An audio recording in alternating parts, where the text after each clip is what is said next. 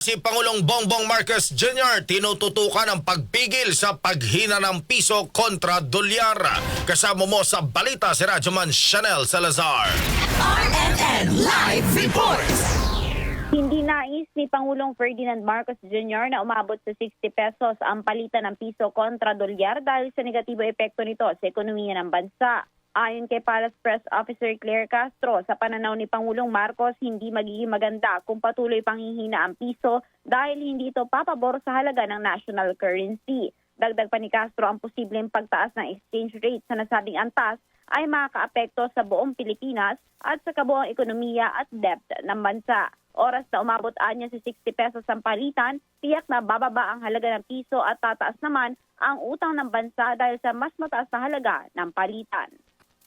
Ang paghina ng piso ay dulot ng kakulangan sa balanse ng kalakalan at pananalapi.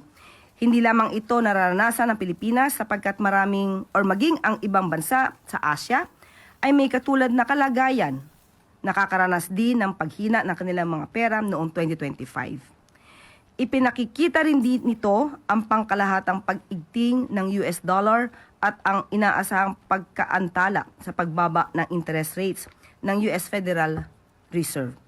So mas nakatuon po ang BSP sa pagpigil sa labis na paggalaw ng halaga ng piso kaysa sa pagtatakda ng tiyak na antas ng palitan.